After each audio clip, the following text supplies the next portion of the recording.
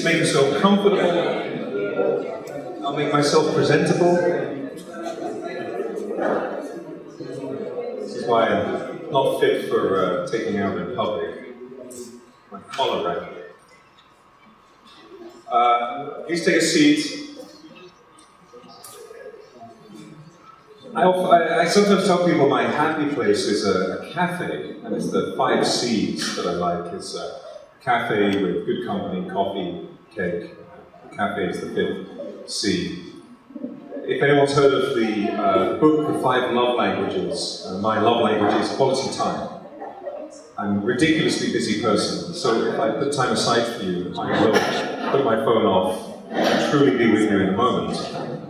And people have different ways to say I love you. And in our cultures around the world, we have a lot of emphasis on the importance of receiving love.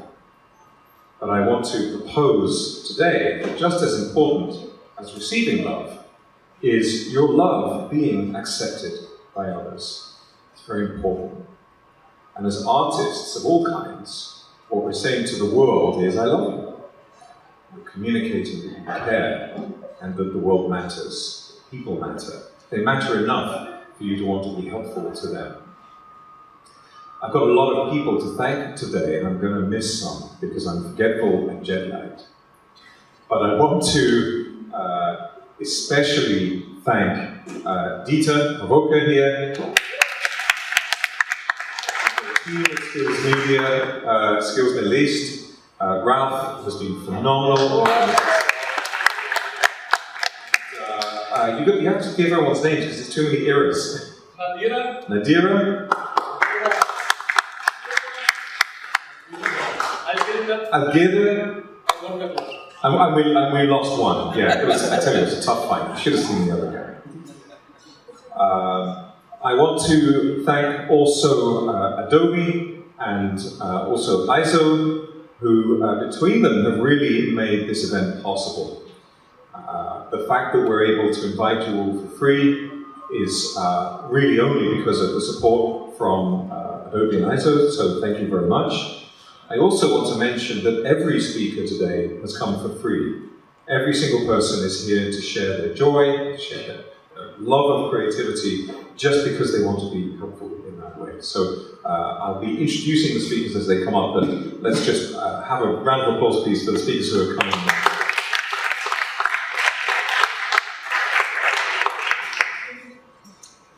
The format today is very simple. I should begin by saying, hello, this is me. As you can see, I'm not that good looking. It's a matter of Photoshop. So, the format today is very, very simple. The goal is for us to explore the essence of creativity. And to do so in the process of connecting with one another. I mentioned earlier on, for anybody who's arrived more recently, I've asked each speaker to finish their presentation with a question that the audience can discuss. And so I want you, please, to be brave. You're in a safe space. And turn to people you don't know and tell them your best opinions about the question. And let's all agree, just for today, that when people say things that are silly or ridiculous, or they use the wrong words, they misjudge something, they misphrase something, let's all agree, just for one day, that we won't judge them, that we'll be on their side. And if we all do that for each other, then everyone is on our side. We have a lot of issues in the world today that we're not going to get into today. But broadly speaking, we have a lot of issues that seem to me to come from the paradigm of them and us. And as a species, we've put a lot of energy into removing them. And I think that the problem with this logic is that there never has been a them. It's always just been us. Other versions of us, other parts of us, our family. Smiling at Joey because he and I have had some late night conversations about this before. There is only us, there's only one life on earth, and we're all in it together. And so I hope that today enshrines this idea and that we can celebrate the universality of creativity. Now I have a keynote, which I'm going to switch to,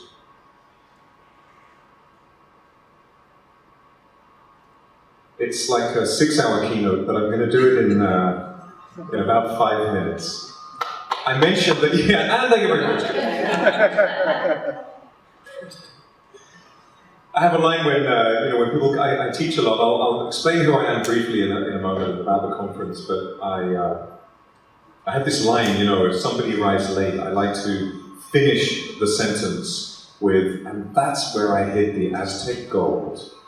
And everybody in the room thinks, and this person realizes they're a bit late. So, my background is varied. I am actually set out to be a filmmaker when I was 15, and I began a dual technology and creativity career. So I've now directed 30 short films, 2 feature films, more in the works, and I became a Tai Chi instructor. I was teaching people to fight really slowly, and studied meditation from a very young age. I really wanted to understand how the universe works. Just finished my first philosophy book. It's called How to Be. Starts off with how do you know you exist, and works up from there. And I am probably best known as the author of the official book on Adobe Premiere Pro. And if anyone's used Adobe Premiere Pro to edit, you might recognize my voice, but maybe if I use my radio voice. Now let's click on the timeline and put some clips from the file menu, and any film students will recognize. I've written books on post-production, a couple of thousand tutorials on post-production, but essentially my goal as a creative, as a storyteller, as a technologist, and I consult as a futurist now for a number of organizations, it's all about how do you manifest your real potential. Not what you think you should do, not what other people have told you that you should do, but what you truly have the potential to do in the world.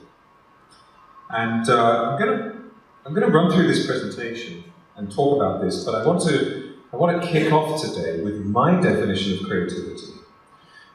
For anybody who arrived later on, at the back of the room, you see we have this creativity tree. This was designed for us by Josh Boyd in Buoyancy Studios, fantastic.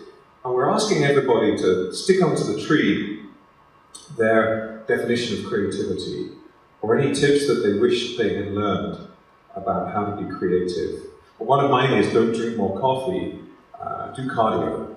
Caffeine has no impact on cognitive function, unless you accept the placebo effect.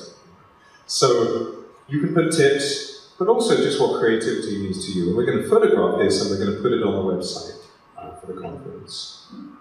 My definition of creativity is any intentional decision. I would argue that any time you intend an outcome and you take action, actually you don't even need to take action, just the decision changes your behavior automatically.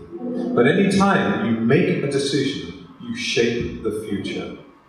You are a creator, or at least an influence on what the future becomes. Now, maybe it's choosing where to go for lunch, or maybe it's choosing how to design a building.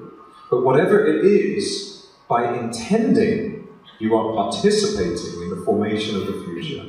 The outcome might be nothing like you expect, but you are a participant in the formation of the future. And one of the things I find very beautiful about hearing people speak about their creative process is how similar the challenges are.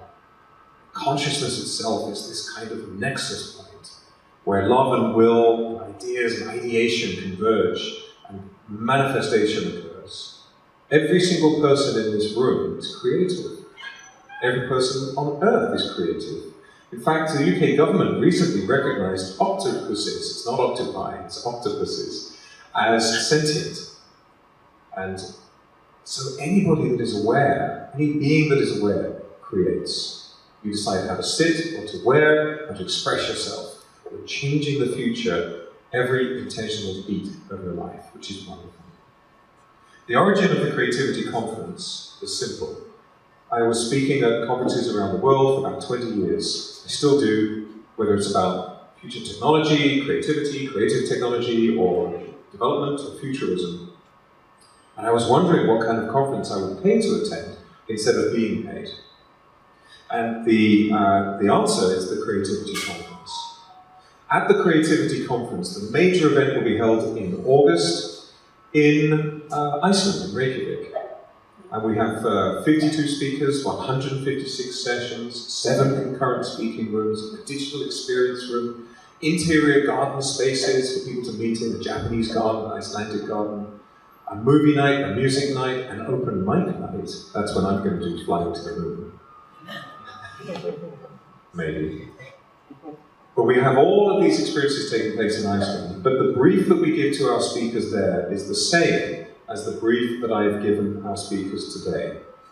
We do not invite our speakers to speak about technology, techniques, workflows, business skills, branding skills, marketing, finance, even social issues. We invite our speakers to share their joy. What is it that so compels you, so inspires you, so moves you and changes you with its idea, that you feel compelled to create something that never existed before? What is that for you? Go.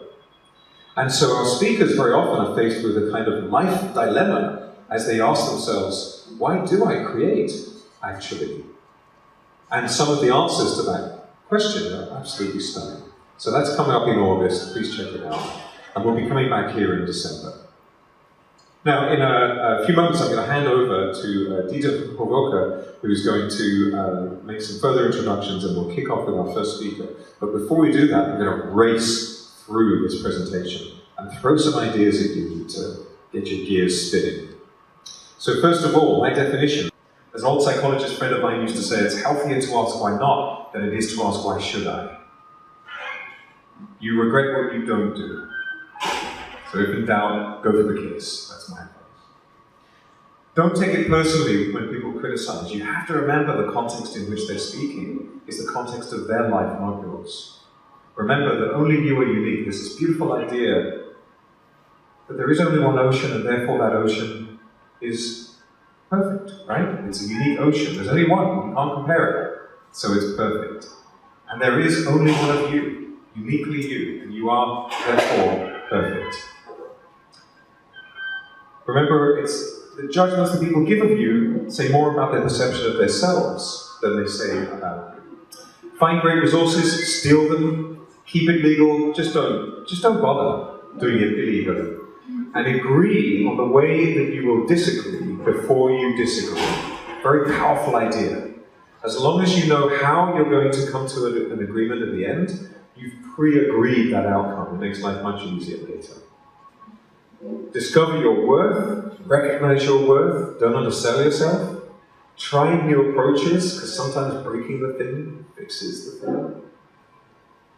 Stay in touch with people. Remember that you are a social primate and you need connections with human beings. You need it. Like you need air and water and food and shelter. You need human connection. Respect that need and serve it.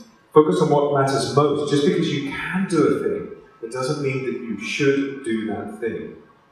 Try to focus on investing your focus, your attention, your mental faculties on the outcomes you care about, not just the outcomes you have the ability to lead to.